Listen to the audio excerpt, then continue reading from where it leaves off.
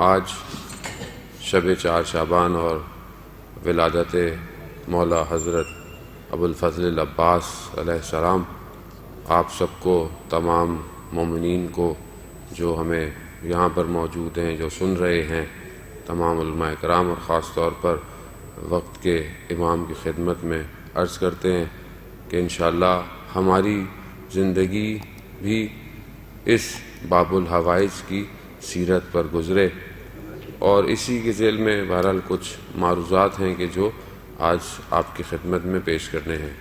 پروردگار قرآن جس آیت کی تلاوت کا شرف حاصل ہوا، سورہ ابراہیم کی آیت نمبر 27 ہے کہ پروردگار ارشاد فرماتا ہے کہ خدا مومنوں کو، ان کے دلوں کو ثابت رکھتا ہے، مضبوط رکھتا ہے، اس دنیا میں بھی اور آخرت میں بھی۔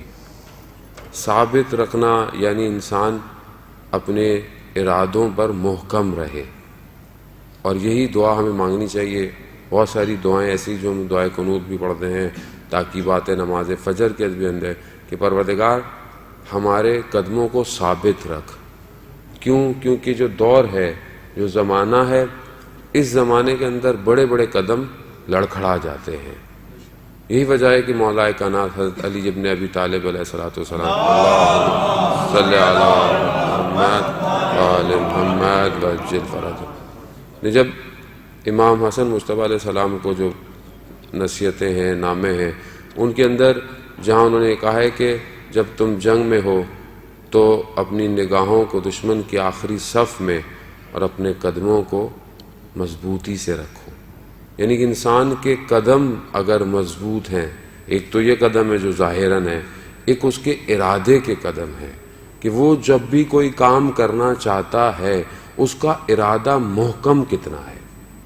آیا اس کا ارادہ نیت ہی سے محکم نہیں ہے؟ اب میں چاہتا ہوں میں صبح نماز پڑھوں، فجر کی پڑھوں، انشاءاللہ سب پڑھتے ہیں، تہجد کی پڑھوں، لیکن میرا ارادہ ہی تھوڑا ڈاماڈول ہے، تو اب میں 6 الارم بھی لگاؤں تو سب کو بند کر کے میں نے سونا ہی ہے، یا مجھے آواز ہی نہیں آنی ہے، یا میں رکھوں کہ میں کچھ کروں گا کسی کے لیے، لیکن میں اندر سے ارادہ میرا محکم نہیں ہے کام کرنے کا۔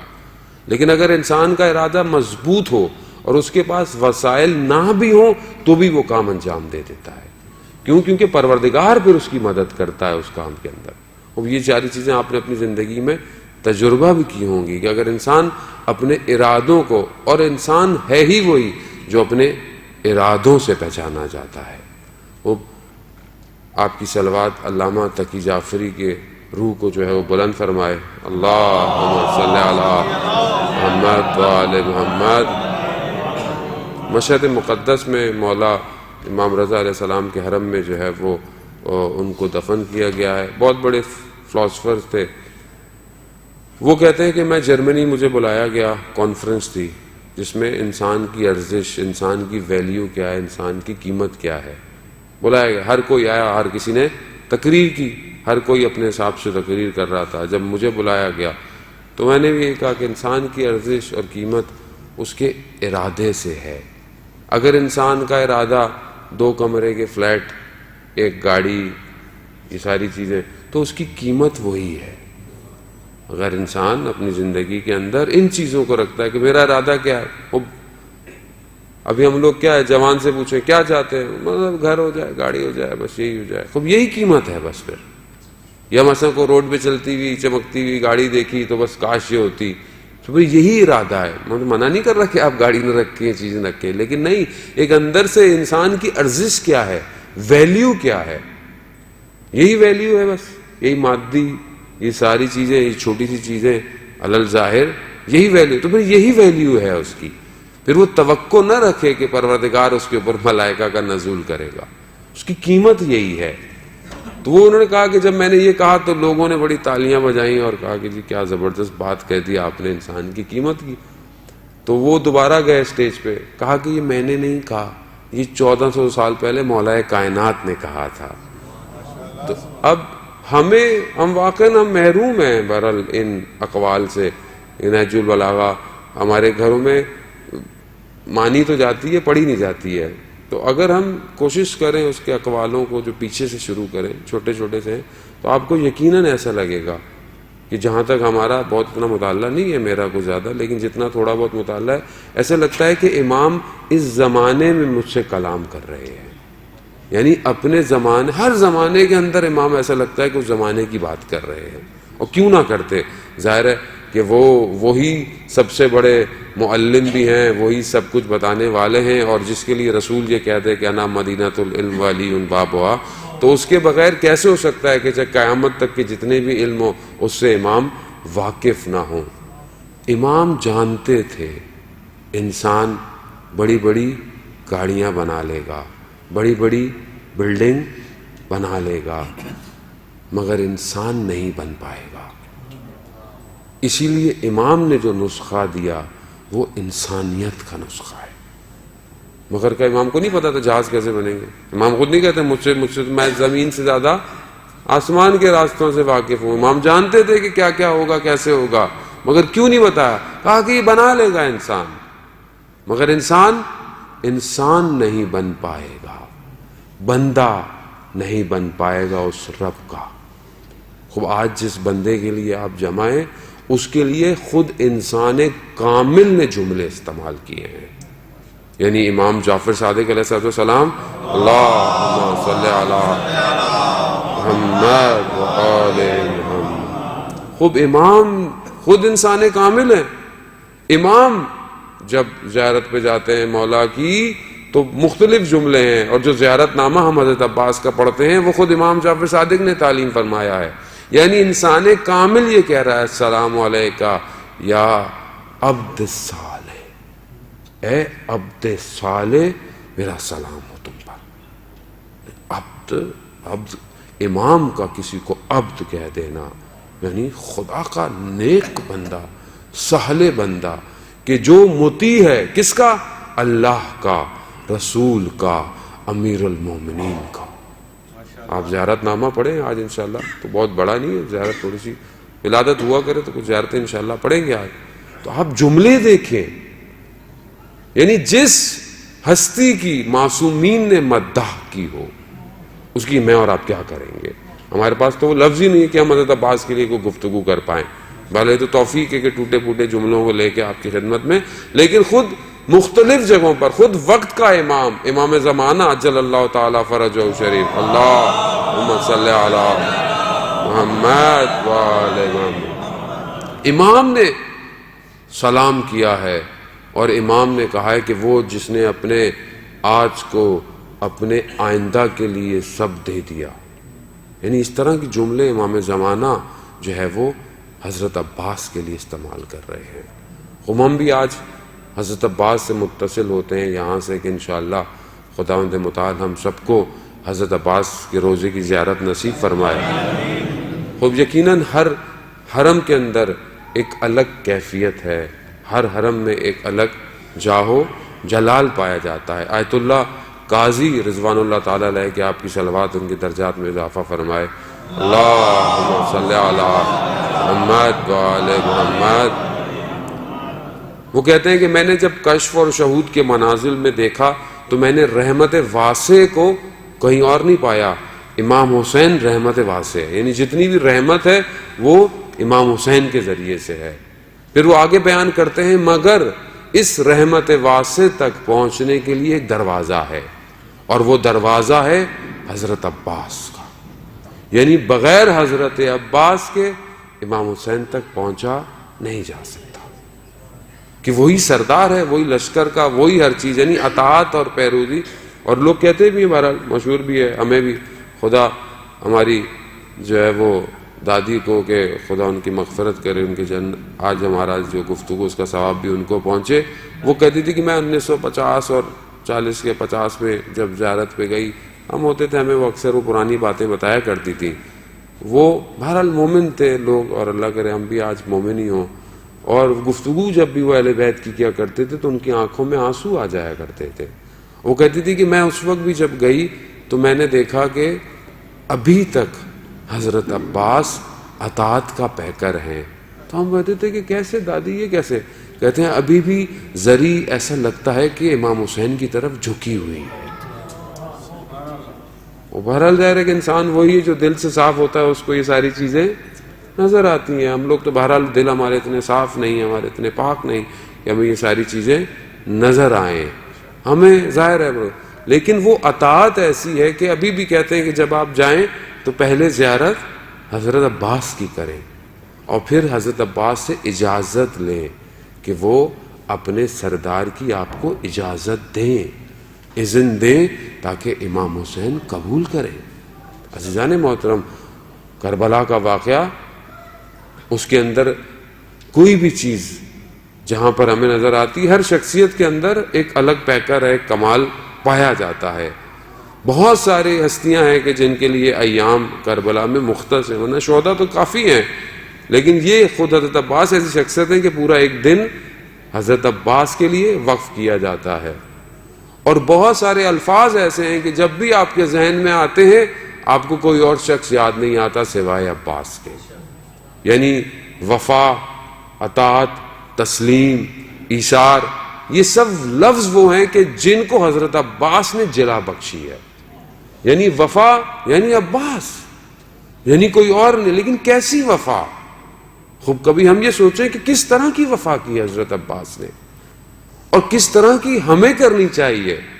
میں جب بھی توفیق ہوتی ہے مولا کے حرم میں جانے کی، آپ یقین کریں مولا خود ہمیں سنتے ہیں، ہمیں دیکھ رہے ہیں، ہمیں جان رہے ہیں. میری پوری کوشش ہوتی ہے کہ میں حضرت عباس سے صرف اطاعت اور وفا مانگوں وقت کے امام کی. عزیزان محترم، ہم اور کیا لینے آئے ہیں؟ آج کیوں ذکر کر رہے ہیں حضرت عباس کا؟ آج جو جشن ولادت ہم کیوں منا رہے ہیں اس علی کے بیٹے کا؟ تاکہ جس طرح علی کے بیٹے نے وقت کے امام کی نصرت کی، میں بھی آج وقت کے امام کی نصرت کروں، مدد کروں. عزیزان محترم، ورنہ اس کے بغیر کیا فائدہ؟ کیا ذکر کی جو مدح ہے، وہ جو شیرنی ہے، وہ یہی ہے کہ آپ کو اور مجھے اطاعت نصیب ہو وقت کے امام کی. جس طرح بالکل سر تسلیم خم کیا حضرت عباس نے کربلا میں اور ہر میدان میں، اسی طرح میں بھی اپنے وقت کے امام کے آگے سر تسلیم کروں. میں یہ نہ بولوں کہ مولا ایسا ہے، مولا ویسا ہے، مولا ایسے حالات ہو گئے. کوئی تاریخی کتاب یہ لکھ نہ پائی کہ کہیں پر حضرت عباس نے سوال کیا ہو. خب اگر میرے مطالعے میں تو نہیں ہے، اگر آپ کے مطالعے میں ہو تو مجھے بتائیں کہیں حضرت عباس نے سوال کیا ہو کہ مولا ایسا کر لیں، ویسا کر لیں، خیمہ یہاں لگا لیں، وہاں لگا لیں. نہیں. لوگ ملے تاریخ کے اندر جنہوں نے کہا کہ مولا کہاں لے کے جا رہے ہیں، خواتین کو کیوں لے کے جا رہے ہیں. بہت سے لوگوں نے سوال کیا مولا یہاں چلے جائیں، مولا وہاں چلے جائیں، مولا ابھی وقت نہیں ہے، وہ وقت نہیں ہے. تاریخ بڑی بڑی ہے، لیکن کہیں پر یہ نظر نہیں آیا کہ کہیں پر کوئی لفظ نظر نہیں آیا حضرت عباس کا تاریخ میں کہ کچھ کہا ہو. صرف اور صرف آخری وقت اجازت مانگی ہے، بس یہ دے دے مولا. اب تو لشکر بھی نہیں بچا جس لشکر کا میں سالار تھا. عزیزان محترم، اسے کہتے ہیں اطاعت. یہ ہے درس کربلا کا کہ میری زندگی میں کہاں ہے. اگر میں آج اپنے وقت کے امام کے کسی قول پر، کسی فعل پر اپنے آپ کو عمل نہیں کر رہا تو پھر میں کیا کر رہا ہوں؟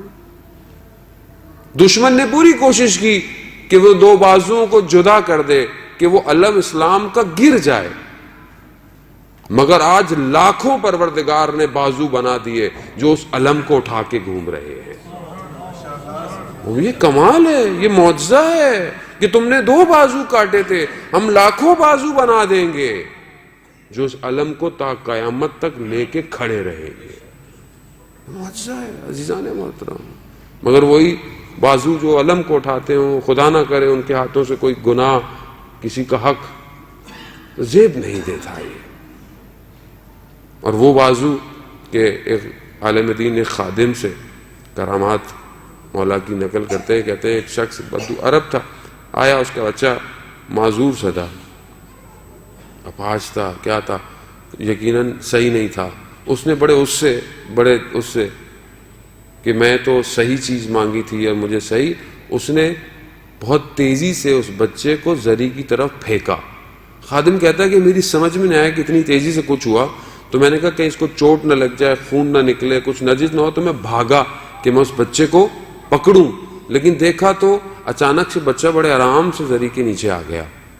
اور تھوڑی دیر میں کھڑا ہو گیا اور اپنے باپ کو اس نے آواز دی، تو اچانک سے باپ دیکھا اور وہ وہاں پہ ایک دم شور مچ گیا اور یہ ہو گیا۔ تو میں تو بچے سے پوچھا کہ یہ تمہیں ہوا کیا؟ تو اس نے کہا کہ جیسے ہی میرے باپ نے مجھے پھینکا تھا تو زری سے 2 ہاتھ نکلے، انہوں نے مجھے نیچے بٹھا دیا۔ ہاں عزیزان محترم، یہ 2 ہاتھ جہاں حضرت زہرا سلام اللہ علیہا کے لیے کہ وہ روزے اللہم صلی علی محمد و آل محمد کہ بی بی جن چیزوں سے روز قیامت میں شفاعت کریں گی ان میں سے ایک چیز یہ 2 کٹے ہوئے بازو ہیں کہ جس سے شفاعت ہوگی۔ عزیزان محترم، اپنے آپ کو متصل کریں حضرت عباس سے، باب الحوائج ہے، حوائجوں کا دروازہ ہے۔ کیسے ہو سکتا ہے کہ کوئی ان کی بارگاہ میں پناہ لے اور اس کو وہ چھوڑ دے؟ کتنے لوگ، عربوں کے ہاں حضرت عباس کی قسم سب سے بڑی قسم سمجھی جاتی ہے۔ جب بھی کوئی معاملہ اگر کورٹ کچہری میں حل نہیں ہو پاتا نا تو وہ آخر میں کہتے ہیں کہ چلو حضرت عباس کے حرم، میں بھی قسم کھاتا ہوں تم بھی قسم کھاؤ۔ وہ جو غلط ہوتا ہے وہ کہتا ہے کہ میں نہیں جاؤں گا، میں غلطی پر ہوں، مجھے حرم میں مت لے کے جاؤ حضرت عباس کے۔ اتنی غیرت ہے اور آج تک وہ غیرت ہے۔ عزیزان محترم، حضرت عباس کا ذکر ہے، جوانوں کا ذکر ہے۔ میرا چوتھا امام سجاد علیہ السلام، اللہم صلی علی محمد و آل محمد، چوتھا امام فرماتا ہے کہ روز قیامت میں جو مقام ہے حضرت عباس کا، اسے دیکھ کر سارے شہداء غبطے یعنی رشک کریں گے کہ کیا مقام ہے یہ حضرت عباس کا۔ اور کیا بھی یہی ہے، وہ اطاعت کہ جو کرنی تھی، اتنی بہترین اطاعت کہ مشعل راہ بن گئی لوگوں کے لیے، یہ اطاعت کر کر دکھائی ہے حضرت عباس نے۔ وہ آپ نہیں سمجھے، دیکھیں حسین جس سے راضی ہو، آپ سوچ سکتے ہیں حسین کسی سے راضی ہو اور وہ بھی ایسا راضی ہو۔ کتنے صحابی تھے کہ جو شہید ہوئے اور جب وہ گرے تو انہوں نے کیا کہا کہ مولا میں نے وفا کی ہے۔ تو مولا کیا فرماتے ہیں؟ کہتے ہیں تم مجھ سے پہلے جنت میں جاؤ گے، اور 2 نے جان دے دی۔ وہ ایک سیاہ فام غلام کہ جب وہ گرا ہے تو اسے کوئی امید نہیں تھی، اس کا تو کوئی بھی نہیں تھا وہاں پہ کہ کوئی میرے بدن کو اٹھانے آئے گا۔ ایک دم جب اس نے اپنے رخسار پر گرمی محسوس کی، آنکھیں کھولی تو دیکھا حسین۔ تو کہتا ہے کہ کون ہے جو میرے طرح کا یہ کائنات میں افتخار کر سکتا ہے کہ جس کے چہرے پر حسین کا چہرہ ہو؟ یہ حسین ہے۔ یہی حسین جب اپنے بھائی کے پاس پہنچا، عزیزان محترم، بڑا مصائب کے مقصد نہیں ہے، لیکن بہرحال خوشی میں بھی ان ایام میں انسان اتنا روئے کہ آنکھ سے آنسو نکل آئے۔ مانگا عباس کو حسین کے لیے گیا تھا۔ جیسے ہی بی بی سیدہ چلی گئی دنیا سے تو مولا کائنات نے کیا کہا اپنے بھائی کو کہ مجھے شادی ایسے گھرانے میں گاؤ کہ کوئی ایک شجاعت گھرانہ ہو، بہادر گھرانہ ہو، تاکہ اس میں سے جو فرزند آئے وہ نصرت کر سکے حسین کی۔ یعنی مانگا ہی حسین کے لیے تھا حضرت عباس کو۔ اور جب وہ خاتون بھی کمال ہے واقعاً، یہ زیبائی ہے کربلا کی کہ جس نے جب گھر میں آئی تو اس نے اپنے نام کو بدل دیا کہ نام سیدہ کا تھا، اپنے بچوں سے زیادہ سیدہ کے بچوں پر جان بخشی، اور جب اپنے بچوں کو بڑا کرتی گئی کہا کہ سب کچھ انہی پر قربان کر دینا۔ کہ جب کاروان آیا ہے مدینہ تو پوچھا گیا، کہا یہ بتاؤ کہ میرے بچوں کا نہیں حسین کا؟ تو یہ کہا کہ میرے سارے بچے اور بھی جتنے اس آسماں کے نیچے ہیں سب حسین پر قربان ہوں۔ یہ نہیں کہا کہ کیا ہوا۔ عزیزان بعض اوقات ہمارے شعروں کے اندر ہم اپنے ائمہ کو بہت مظلوم بیچارہ کر کے ایسے الفاظ استعمال کرتے ہیں، مگر میری بیوی کیا کہتی ہیں دربار میں کھڑا ہو کر کہ ماں رہے تو اللہ جمیلہ، میں نے جمال اور خوبصورتی کے سوا کربلا میں کچھ دیکھا ہی نہیں۔ خوب یہ دیکھیں ہم اور یہ دکھائیں ہم، یہی زیبائی ہے کہ سب کچھ دے دیا اور پھر بھی بولا کہ اگر کچھ اور بھی ہوتا تو بھی حسین پر قربان تھا. اور یہ وہ فرزند ہے جو اس جگہ پیدا ہو رہا ہے. اور جب مولا کائنات دنیا سے گئے ہیں، شہید ہوئے ہیں، تو یہ 14 یا 16 سال کا ہے، چھوٹا ہے. بلکہ سب سے بڑا بیٹے جو رہے ہیں حضرت عباس ہیں، ان سے بڑے حضرت زینب اور امام حسین علیہ السلام اور امام حسین. اور پھر انہی کی پرورش میں حضرت عباس بلند ہوئے ہیں. یہ خوبرو جواں، یہ شجاعت کہ جس نے خود حیدر کرار سے لی ہو، اس کے مقابلے میں کون آ سکتا تھا؟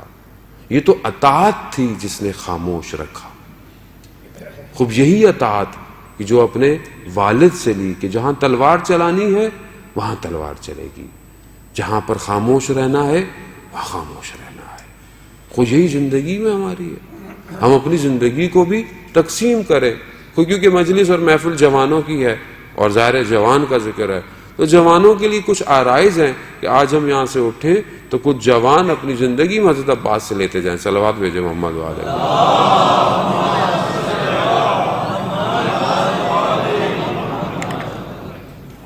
دیکھیے کچھ چیزیں جوان کے اندر پائی جاتی ہیں اور جوان اسی سے اپنے آپ کو بہتر کر سکتا ہے. ایک جوان کے اندر کیا ہے کہ جوان بہت جلدی سے چیزوں کو قبول کر لیتا ہے.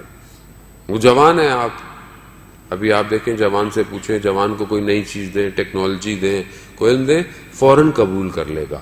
اس کے اندر یہ جو تبدیلی کو قبول کرنے کی صلاحیت ہے یہ زیادہ پائی جاتی ہے. تو اگر اسی جوان کو اچھی چیز اور اچھائی کی طرف متوجہ کیا جائے، جبکہ خود یہ جوان اچھائی کی طرف متوجہ ہو، تو حق کو اور چیزوں کو بہت تیزی سے قبول کر سکتا ہے. اور ہمیں بھی یہی دیکھنا چاہیے کہ ہم بعض اوقات اپنے بچوں کی تربیت کرتے ہیں، چیزیں کرتے ہیں، جوانوں کے لیے کرتے ہیں، تو آپ یہ تھا کہ جوان اچھائی بھی بہت تیزی سے قبول کرتا ہے، برائی بھی بہت تیزی سے قبول کرتا ہے. اب جو جس طرح کا اسے ماحول ملے گا وہ اس چیزوں کو حاصل کر لے گا. اور یہی ہے کہ میرے چھٹے امام جعفر صادق علیہ السلام، اللہم صلی علی محمد وعلی محمد، کہ جوان کا دل جو ہے وہ بہت رقیق، بہت نرم ہوتا ہے. مولا کائنات بھی جب امام حسن مصطفیٰ علیہ السلام کو بتا رہے ہیں، وہ کیا کہہ رہے ہیں کہ جوان کا دل یعنی بالکل اس زمین کی مانند ہے جو کاشت کے لیے نرم ہے، آمادہ ہے، جو بوگے وہی نکل آئے گا. جوان کا دل بہت نرم ہوتا ہے، یعنی نرم ہے، یعنی ابھی نفس جو ہے وہ اتنا نہیں ہوا. رسول خدا بھی یہ فرماتا ہے کہ میں جب اسلام کے لیے بشارت اور نظارت لے کر آیا تو سب سے پہلے جنہوں نے میرے اس کلام کو، میرے اس پیغام کو قبول کیا وہ جوان تھے. وہ جو بوڑھے تھے اور بزرگ تھے انہوں نے مجھے بہت مشکل وقت بھی دیا اور دیر سے اسلام قبول کیا. تو وہ جو جوان اگر ہے، اور بہت سارے ملتے بھی ہیں کہ بہت سارے ایسے جوان تھے جو مکہ کے اندر تھے اور وہ مدینہ میں آ گئے، لیکن کسی بہانے سے ان کو بلا کے واپس لیا گیا اور بہت کوشش کی گئی، ظلم ستم بھی کیا گیا، مگر کیونکہ جوان تھے، ثابت قدم تھے، قبول کر چکے تھے، واپس نہیں ہٹے اسلام سے. تو اس لیے جو جوان ہے، بہرحال ہم تو جوان اور نوجوان اور بڑھاپے کے قریب پہنچ چکے ہیں، تو بہرحال جس کے ساتھ بیٹھے کوشش کرتے ہیں اس جیسے ہو جائیں تاکہ وہ بھی خوش ہو اور ہم بھی خوش ہوتے رہیں. لیکن جو جوان ہے واقعاً اسے چاہیے کہ اپنے دل کو اچھی باتوں سے بھرے، اچھی چیزوں سے پر کرے، کیونکہ کنال اندر جانے کی یا جو آنکھیں ہیں یا کان ہے یا زبان ہے، اسی سے اندر چیزیں جا رہی ہیں. اگر یہاں پر کچھ فلٹر لگائے ہوئے ہیں تو اپنے آپ کو روک لے گا، اور اگر فلٹر نہیں ہے تو اگر سب کچھ اندر جانے دے گا تو اپنے آپ کو نقصان دے گا. ایک ولی خدا تھے، وہ اکثر بعض اوقات وہ ان کی درس میں مختلف لوگ آتے تھے جو بڑی عمر کے آتے تھے، کہتے تھے تم مت آیا کرو زیادہ، تمہارے نفس پکے ہو گئے ہیں، میں نے زیادہ کام کیا تو ٹوٹ جائیں گے. جوان کا نفس نرم ہوتا ہے، اس پہ جتنا کام کیا جائے وہ اتنا. بزرگ پریشان نہ ہو کہ خدا نہ خواستہ ایسی نہیں ہے.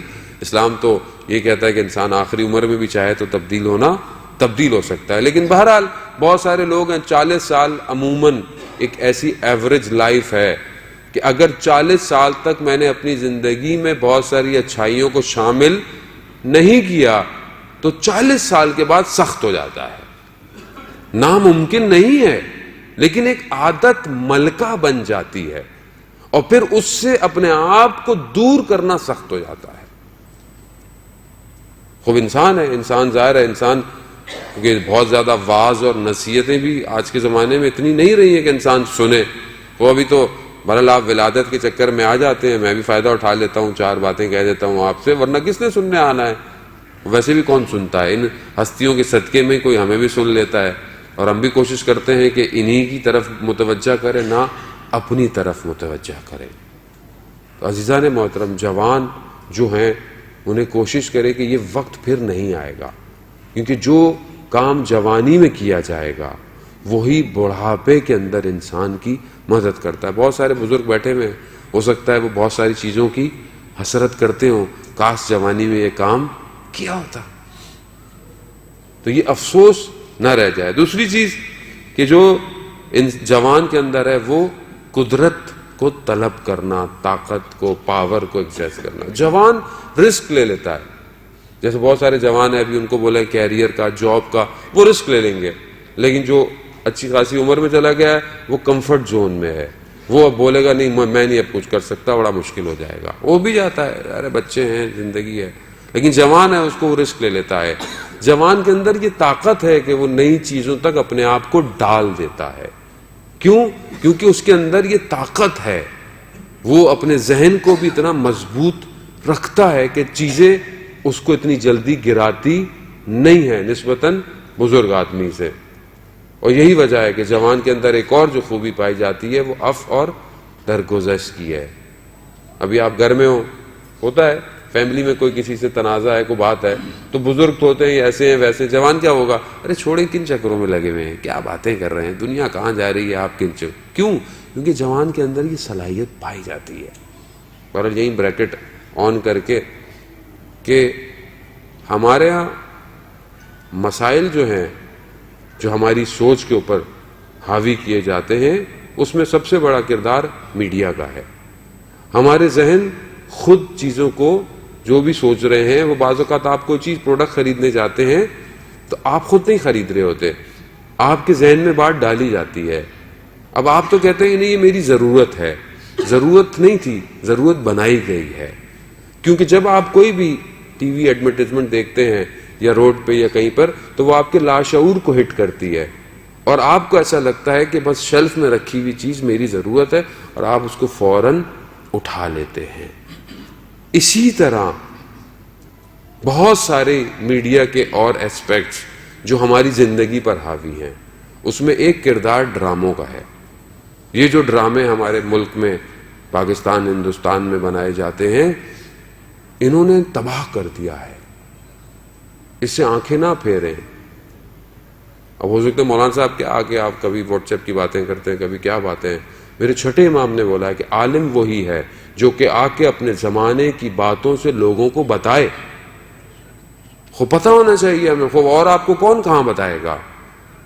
آپ یہ ڈرامے دیکھیں، ڈراموں کے اندر کردار دیکھیں، کریکٹر دیکھیں، محرم نامحرم کے فرق کو دیکھیں، حلال حرام کو دیکھیں. سب بیٹھے ہوئے دیکھ رہے ہیں. پاکستان میں اکثر بعض کسی گھر چلے جائیں تو ایسے ایسے ڈرامے ہوتے ہیں کہ انسان اکیلے دیکھتے ہوئے شرم کرے اور پوری فیملی بیٹھی ہوئی دیکھ رہی ہے. مجھے پتہ ہی نہیں چل رہا کہ حرام کیا ہے اور حلال کیا ہے. غلط تعلقات، ناجائز تعلقات اور ایسے کردار بنا دینا. اور کچھ کریکٹر ایسے ہیں کہ جو ہماری زندگی میں پائے نہیں جاتے لیکن ہم ڈھونڈتے ہیں، خاص طور پہ جوان، کیونکہ جوان مخاطب ہیں، جوان چاہے وہ لڑکیاں ہوں چاہے وہ جوان لڑکے ہوں. اتنے کرافٹ کیے ہوئے اس طرح کے کریکٹر، اس طرح کی زندگی، خیالی زندگی، کہ ہم اپنی زندگی میں پھر ان کو ڈھونڈنے لگتے ہیں کہ ہماری زندگی میں لڑکا ہے تو ایسا ہو، لڑکی ہو تو ایسی ہو. عزیزان محترم، یہ سب خیالی ہے، یہ سب تخیلاتی ہے. ہمارے ایک دوست ہے رائٹر، ہم نے ان سے بولا یار اچھے ڈرامے کیوں نہیں آپ لکھواتے؟ کہتے اچھے ڈرامے لکھ کے بھجوائے تھے. چینل نے بولا یہ نہیں، کچھ مرچ مسالہ ڈالیں، طلاق ڈالیں، 2 شادیاں ڈالیں تو بکے گا. خریدار وہی ہیں. کچھ کردار ایسے دکھائے جاتے ہیں کہ جب اس پر تصویر جاتی ہے، کیمرہ رکتا ہے تو ایک عجیب سا میوزک بجنا شروع ہو جاتا ہے، اور پھر جب ہماری اصلی زندگی میں آتی ہے تو ہمیں بھی وہی ہو جاتا ہے. کون پھپھی گھر میں آئی، کچھ ہو گیا، تو وہ ڈرامے کا ذہن میں اتنا زیادہ تھا کہ بس اب یہی تو آئیں گی، تبھی تو گڑبڑ ہو گئی گھر کے اندر، ساس آئیں یہ ہو گیا وہ ہو گیا. کیوں؟ کیونکہ آپ کے ذہن میں یہ چیز بار بار ڈالی جا رہی ہے صبح شام. اور لوگ اتنے زیادہ ان چیزوں میں ہو گئے ہیں کہ پانی میں پاؤں بھی پھسل جاتا ہے ٹائل پہ تو دیکھا فلانی نے جادو کر دیا. وہ لوگ فارغ ہیں بیٹھے ہوئے جادو کریں گے آپ کے اوپر. اتنی نفرتیں عزیزان ہیں. میں پریکٹیکل بات کر رہا ہوں، میں ایسی معاشرے کا ہوں، میں مارس سے تو نہیں آیا ہوا. اتنی لوگ آپس میں بیٹھے، نفرتیں، غیبتیں، برائیاں. ابھی آپ باہر دیکھیں گاڑی پہ لکھا ہو یہاں پارکنگ ممنوع ہے، پارک نہیں کر سکتے، خوب جرمانہ ہے. اور آپ کے یہاں تو ویسے اتنی ٹینشن ہے پارکنگ کی، جگہ جگہ تھوڑی دیر میں بندہ باہر جاتا ہے، وہ آدھے گھنٹے کے لیے لگائی تھی، تھوڑی کہیں اور لگا کے آ جاؤ. وہ مشکلات ہیں. کیوں؟ آپ قوانین کا جو لکھا ہوا ہے. ڈاکٹر کے پاس جائیں گے، ڈاکٹر بولے گا مریض ہیں بھائی انجیکشن لگے گا، پیٹ کٹے گا، یہ کٹے گا، چپ کر کے لیٹے میں نہ چوئیں نہ چرائیں. ہر چیز کا احترام ہے. مگر ایک قرآن جو ہر وقت یہ کہہ رہا ہے کہ جھوٹ مت بولو، غیبت مت کرو، تہمت مت لگاؤ، مذاق مت کرو. مگر نہیں، کیونکہ جرمانہ نہیں لگے گا. کیمرے کی لائٹ چمکتی نہیں ہے، یہاں چمکتی ہے دل دھڑکنا شروع ہو جائے گا، 500 کا خلافہ لگ گیا. وہاں چمک نہیں رہی ہے صبح شام. لیکن جب چمکے گی تو سب ماند پڑ جائے گا. عزیزان محترم، اپنے آپ کو قرآن کے سپرد کریں. جوان وہ ہے کہ جو اگر قرآن کی تلاوت کرے، حدیث بیان کر رہا ہوں، جو جوان قرآن کی تلاوت کرتا ہے، قرآن اس کے گوشت اور اس کے خون میں مکس ہو جاتا ہے. اس طرح کریں. ایسا جوان چاہیے، یہی جوان چاہیے. دنیا جوان کو کہاں لے کے جا رہی ہے؟ پارٹی، ادھر ادھر، دنیا کی طرف. خود دنیا تو آپ کو کھینچے گی. مگر حضرت عباس علیہ السلام کے پاس کیا تھا؟ یقین تھا. کس پر؟ امام پر. کہ امام نے جو کہا مجھے یقین ہے. خوب آج دنیا یقین کھینچ رہی ہے آپ سے. اور میرا مولا کائنات یہ فرماتا ہے کہ دنیا کی، مال کی ہوس انسان کے یقین کو کمزور کر دیتی ہے.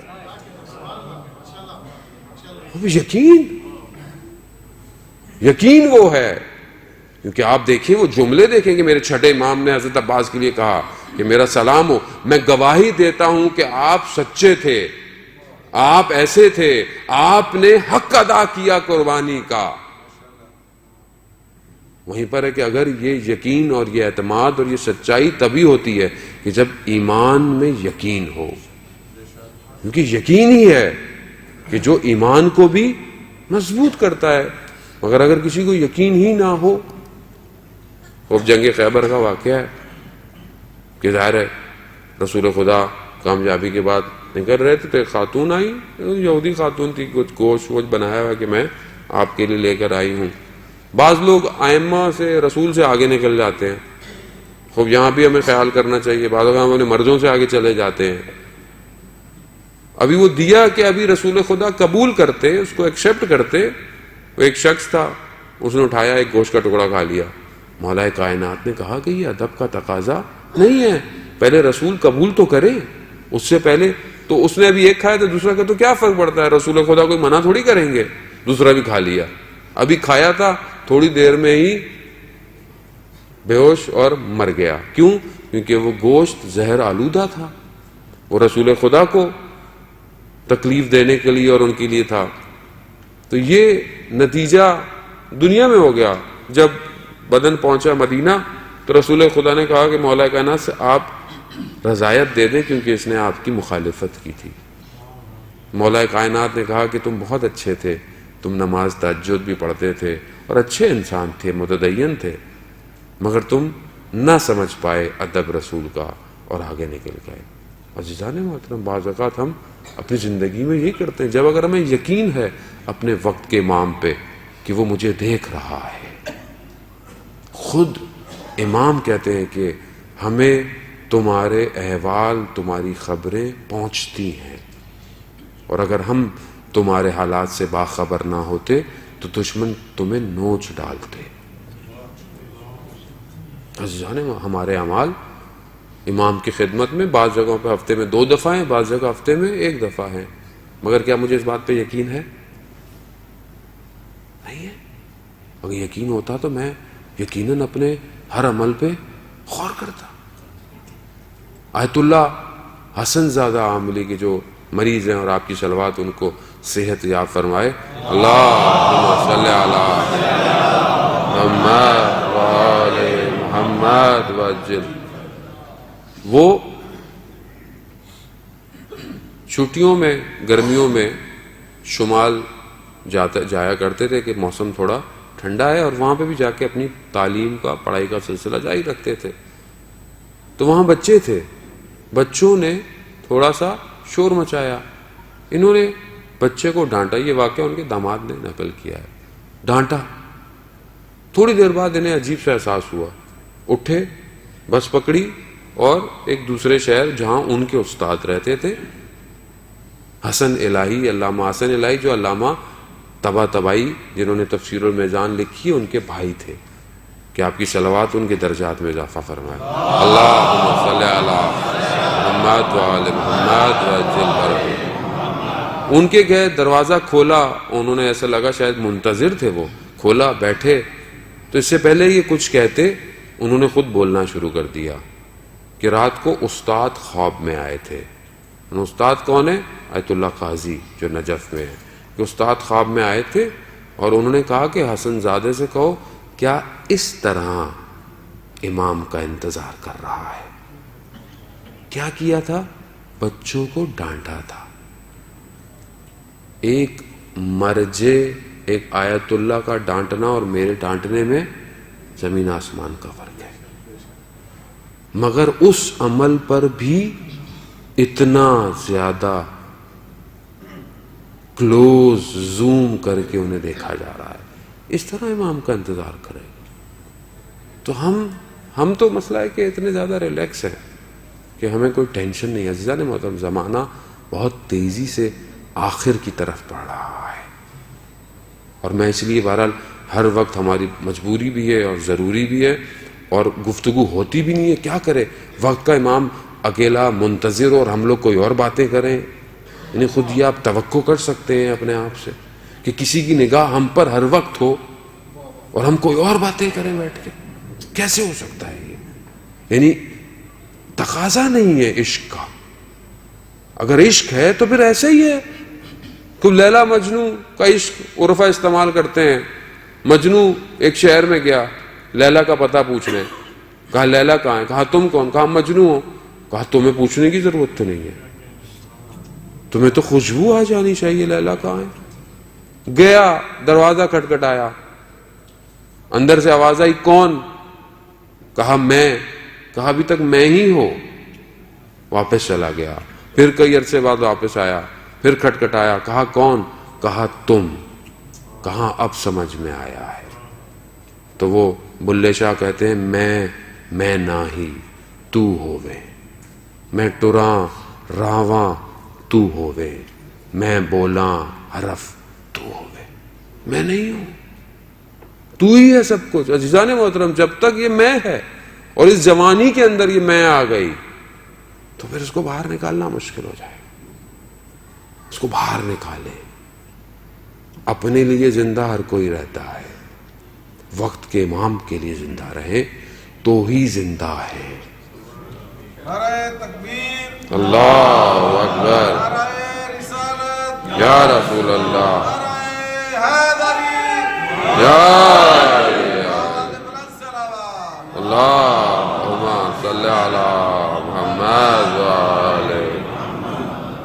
خوب ایک چیز جو اور جوان کے لیے ہے وہ یہ ہے کہ جوان کو عبادت سے عشق ہونا چاہیے۔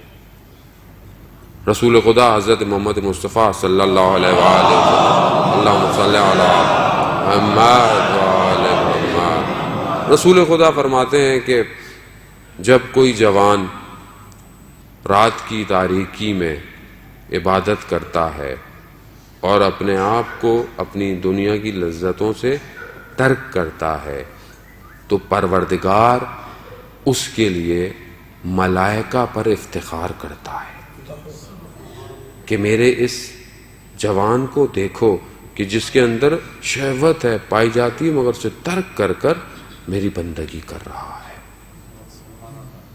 میں اس کی اوپر اپنے رحمت کے سائے کو بڑھاؤں اور میں اس کی ہر چیز کو اجابت کروں گا۔ عزیزان محترم، ہمیں لگتا ہے دنیا بس یہی ہے جو ہمیں نظر آتی ہے، دنیا یہ نہیں ہے، دنیا کی حقیقت کچھ اور ہے۔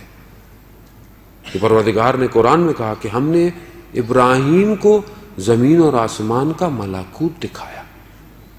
خوب ظاہر ہے یہ ہمیں نظر نہیں آتا۔ کیوں نظر نہیں آتا؟ کیونکہ ہم مشکلات میں ہیں، ہم شک ہے چیزوں پہ، یقین نہیں ہے، ہمارے دل ویسے صاف نہیں ہے جیسے ہونے چاہیے۔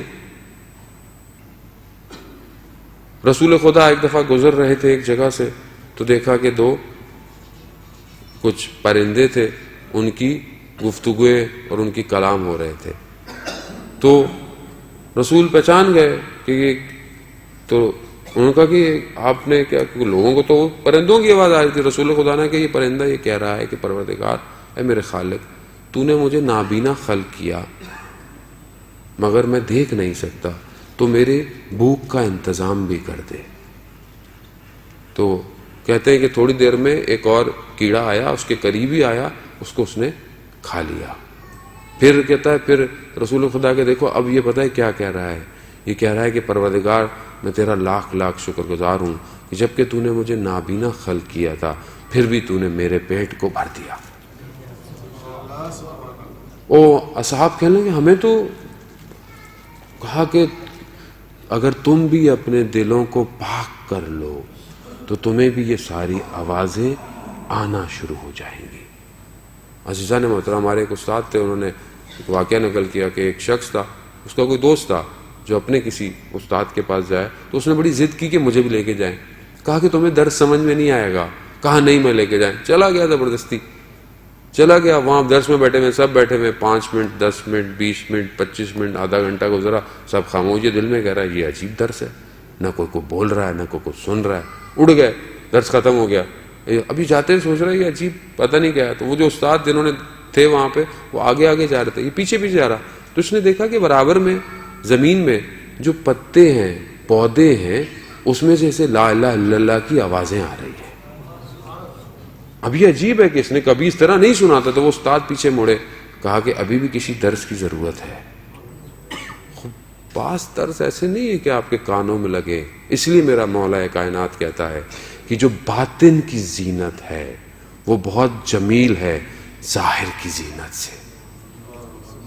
باطن کو زینت کریں، باطن کو صاف کریں۔ جوان اگر آج اپنے باطن کو صاف کر لے تو دنیا حسین ہے عزیزان محترم، لیکن اگر خدا نہ خواستہ اندر آلودہ ہو جائے تو دنیا سے زیادہ بری چیز کوئی نہیں ہے۔ اس لیے ہم اپنے آپ کو صاف رکھیں۔ ایک شخص تھا جو پیغمبر کے زمانے میں جنگوں کے اندر بھی تھا، تو ایک راوی کہتا ہے کہ میں نے اسے دیکھا کہ خیمے کے اندر سجدے کی حالت میں گر گڑا رہا ہے۔ تو جب میں نے سنا تو کہتا ہے کہ پروردگار تجھ سے میں نے 3 چیزیں مانگی تھیں، تو نے مجھے 2 عطا کر دی، مجھے تیسری بھی عطا کر دے۔ بہت گریا کیا، گرے اٹھا تو اس نے دیکھ لیا، کہتے تم میری باتیں سن رہے تھے؟ کہتا ہاں، یہ تم نے جو 3 چیزیں مانگی اور 2 خدا نے تمہیں دے دی، یہ کیا ہے؟ وہ جوان ہے رسول کے زمانے کا، کہا کہ میں ایک شرط پہ بتاؤں گا کہ جب تک میں زندہ ہوں کسی سے ذکر مت کرنا۔ اس نے کہا، کہتا میں نے خدا سے مانگا تھا کہ پروردگار تو مجھے اتنی طاقت دے کہ میں نامحرم پر نگاہ نہ اٹھا سکوں، میرے اندر سے چیزوں کو کھینچ لے جو مجھے نامحرم کی طرف متوجہ کرے۔ عزیزان محترم، یہ سب سے بڑا مسئلہ ہے کہ واقعاً اگر کوئی جوان آج خدا کی بارگاہ میں یہ مانگے تو اس سے بڑا کمال نہیں ہے۔ خوب انسان ضعیف ہے، میں ضعیف ہوں، لیکن میں خدا کی بارگاہ میں پروردگار تو جانتا ہے میرے ضعف کو، تو جانتا ہے کہ میں کس طرف کھچا چلا جاتا ہوں، اگر تو نے نہیں بچایا کون بچائے گا؟ کوئی ہے؟ کوئی دنیا کی چیز بچا سکتی ہے انسان کو؟ کوئی دنیا کا ربڑ، کوئی دنیا کی چیز، لیبارٹری گناہ کو دھو سکتی ہے؟ جب تک وہ خود نہ چاہے۔ عزیزان محترم کتنے جوانوں کے واقعات ہیں کہ جنہوں نے اپنے آپ کو اس طرح بچایا. میر داماد جو بہت بڑے فلاسفر تھے، جو ملا صدرہ کہ جس کے فلسفے پر اسلام پوری تشیع کا اسلام سفرے پر کھانا کھا رہا ہے، سارا فلسفہ وہیں سے ہے. میر داماد طالب علم تھے جب، تو کہتے ہیں کہ رات کی تاریکی میں دستک ہوئی، دیکھا ایک خاتون ہے، لڑکی ہے، آگے کہتے ہیں میرے پیچھے حکومت کے لوگ لگے ہوئے، مجھے بچا لیجئے. کوئی چارہ نہیں تھا، کمرے میں جگہ دے دی، ہوش ہو گئی اوڑھ کے کمبل کو. اب یہاں پر وسوسہ ہو رہا ہے بار بار، تو جتنا بھی جب وسوسہ ہوتا تھا وہ جو دیا جل رہا تھا اس کے اوپر ہاتھ رکھ دیتے تھے تاکہ ہاتھ جل جائے. عزیزان محترم جہنم کی آگ سے بہتر تھا یہ جلنا. میر داماد نے جب صبح ہوئی تو ہاتھ کئی جگہ سے جلا ہوا. البتہ وہ امتحان تھا میر داماد کا کہ وہ جو اس وقت کا جو بھی سلطنت کا تھا اس نے جان بوجھ کے اپنی بیٹی کو بھیجا تھا، اور پھر اسی سے ہی ان کی شادی ہوئی کہ یہ پاک جوان چاہیے، پاک جوان چاہیے. عزیزان محترم ایسے ایسے جوان ہیں ہمارے علماء استاد واقعے بتاتے ہیں جوانوں کے، کہ ایک شہر تھا ایران کا، اس کے اندر ایک عالم دین تھے، ان کے یہاں کوئی کام کرنے والا، گھر کے کام کرنے والا اس طرح کا جوان تھا، آتا تھا. ایک دن اس کو بیچا کہ سیڑھی کی ضرورت ہے، وہ گیا اور کافی دیر ہو گئی تو ان سے پوچھا تم اتنی دیر میں کیوں آئے ہو؟ کہا سیڑھی لمبی تھی اور دیواریں حقوق ناس ہے، لوگوں کا حق ہے، اگر ذرا سی بھی کہیں پر کچھ لگ جاتا تو حق لوگوں کا میرے پر ضائع ہو جاتا، میں اس سیڑھی کو بڑے آرام سے لایا ہوں. ہم کتنا حق بتاتے بھی نہیں ہیں، کسی کے ساتھ زیادتی کر بیٹھے. تو وہ عالم تھے، وہ سمجھ گئے کہ یہ جوان عام نہیں. اس سے کہا کہ بتاؤ کبھی تمہاری امام زمانہ سے ملاقات ہوئی ہے؟ اللہم صلی علی محمد وعلی محمد.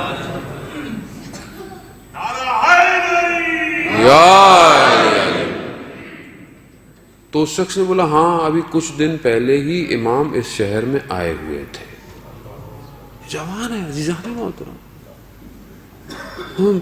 میں کیوں نہیں دیکھ رہا ان گناہگار آنکھوں سے وقت کے امام کو؟ کیونکہ آنکھیں، جو آنکھیں قرآن کو نہ دیکھیں تو وہ ناطق قرآن کو کیسے دیکھیں گی؟ قرآن کو دیکھیں گے تو ناطق قرآن نظر آئے گا.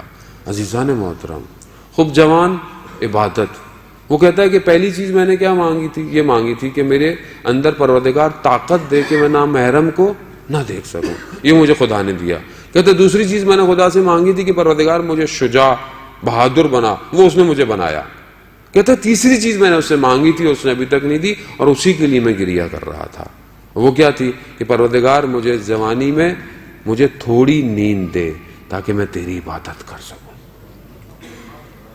عزیزان محترم میں زندگی گزر رہی ہے، گزر جائے گی. کتنا انسان اپنی زندگی میں کھاتا ہے، پیتا ہے، بولتا ہے. اب تو لوگوں نے ایوریج لائف بھی نکال دی ہے کہ کتنے گھنٹے اگر انسان زندہ رہے تو کتنے گھنٹے کام کرتا ہے، کتنے گھنٹے ٹریولنگ کرتا ہے، کتنے گھنٹے سوتا ہے. کتنے گھنٹے ہیں میرے پاس جسے میں روز قیامت کہوں گا پروردگار یہ صرف تیرے لیے تھے. عزیزان محترم بہرحال حضرت عباس باب الحوائج ہیں اور آج کی شب انشاءاللہ ہمارے لیے وہ خود ہماری مدد کرے. جوان کے اندر جو ایک اور خاصیت ہے وہ انسان جوان جو ہے وہ حق کو تسلیم کر لیتا ہے. اگر حق کو اس کے سامنے ارائے کیا جائے حق کو تسلیم کر دیتا ہے. اسی لیے جوانوں سے زیادہ کوشش کی جاتی کہ زیادہ سے زیادہ جوان ان محافل اور مجالس میں آیا کریں. اپنے آپ کو ان خبروں پہ، ان خبروں پہ، میڈیا کی خبروں پہ کہ بھئی یہ ہے اس طرح کی، اس پہ زیادہ ریلائے نہ کریں. اس میں اچھی چیزیں بھی ہیں، بری بھی ہیں، لیکن ان سے اپنے لیے حق کو اتنا نہ کریں. حق وہیں پر ملے گا جہاں پر اہل حق کی گفتگو ہوگی. ایک جوان کہ جو کربلا کے راستے میں اپنے والد کے ساتھ جا رہا ہے کہ جن کی ولادت بھی ابھی تھوڑے دنوں بعد ہے حضرت علی اکبر علیہ السلام کی، کہ اللہم صلی علی محمد وعلی محمد کتنا خوبصورت جوان ہے یہ مدینہ کا کہ جو اپنے چہرے پر نقاب لگاتا ہے، جو شبیہ پیغمبر ہے، جس کے لیے خود کہا، میرا مولا بھی کہتا ہے کہ جب ہم چاہتے تھے اپنے نانا کے آواز سننا تو ہم حضرت علی اکبر کی گفتگو سنتے تھے۔ یہ جوان جا رہا ہے، واقعہ آپ کے سامنے امام نے کلمے انا للہ و انا الیہ استعمال کیا تو کہا بابا کیا ہوا؟ کہا میں نے خواب میں دیکھا ہے کہ پیچھے سے ندا آ رہی ہے اور موت ہمارے پیچھے پیچھے ہے۔ کہا بابا کیا ہم حق پہ نہیں ہیں؟ کہا نہیں ہم حق پہ ہیں۔ تو کہا کیا فرق پڑتا ہے، موت ہم پہ آ پڑے یا ہم موت پہ آ پڑے؟ یہ جوان ہے نا، جوان ایکسپٹ کرتا ہے حق کو۔ خوب انہی جوانوں کے صدقے میں عزیزان جو جوان ہیں ان سے متصل ہوں، ان سے توسل کرے تاکہ ہماری جوانی ان جوانیوں پر قربان ہو سکے، ورنہ پھر ہم نے کچھ نہیں پایا۔ صلوات بھیجے محمد والے۔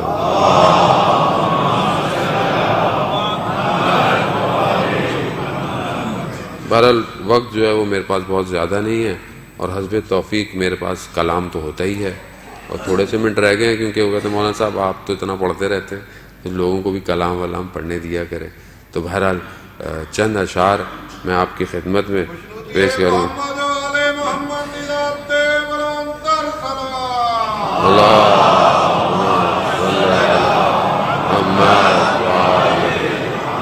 بہرحال مجھے بھی عادت ہوگی، میں بھی کیا کروں، میں بھی شعر بڑے بغیر اترتا نہیں ہوں۔ وہ تھا نا شاعر کو بولنے والے کو بٹھا دیا جائے تو وہ مائک کر کو چھوڑتا نہیں اتنے آرام سے۔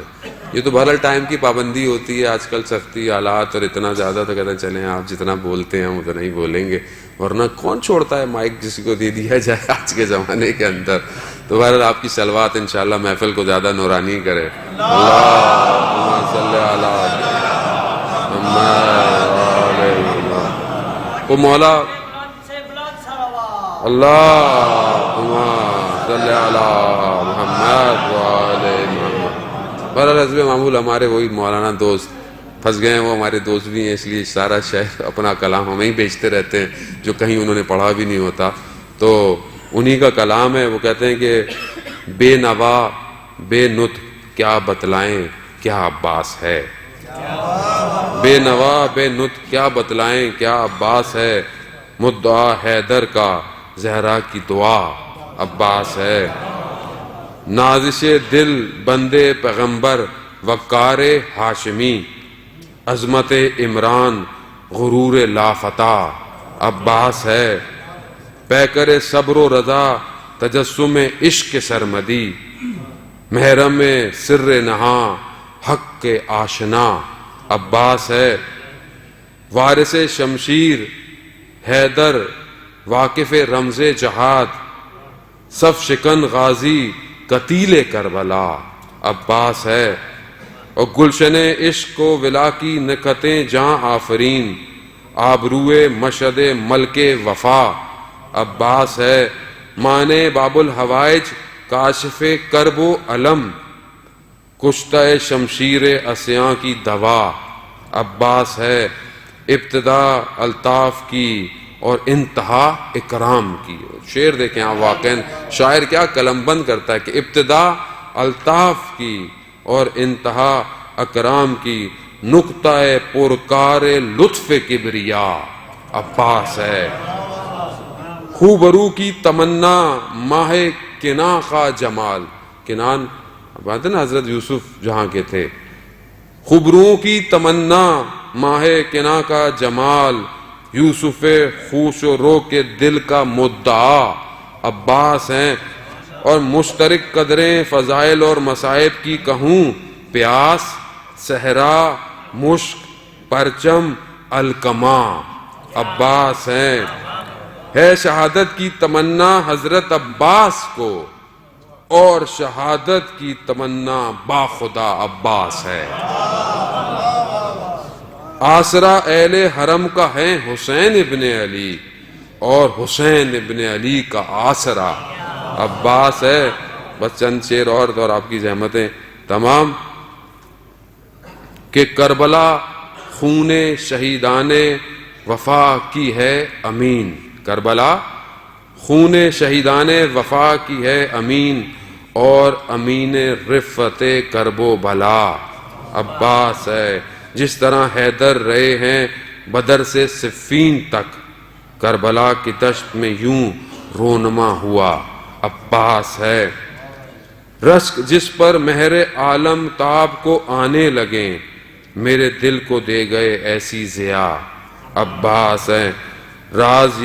راز یہ گرداب غم نے کچھ کر دیا مجھ پہ عیاں، صورت مولا علی مشکل کشا عباس ہیں۔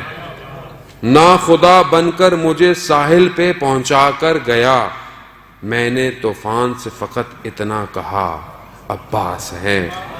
راہ سے بھٹکا نہیں سکتے ہمیں اہل دغا، اے خوشا قسمت ہماری رہنما عباس ہیں۔ اور آخری شعر کے صاحب آشفتہ سر مجنون حق آگاہ کو، مشکل اتنی کرتے ہیں کہ بہرحال اس کو بھی سمجھنا پڑتا ہے کہ صاحب ان کا تخلص ہے، صاحب آشفتہ سر مجنون حق آگاہ کو، خوف محشر کیا پیے جزا عباس ہے۔ صلوات بھیجے محمد و آل محمد، اللہم صلی علی محمد و آل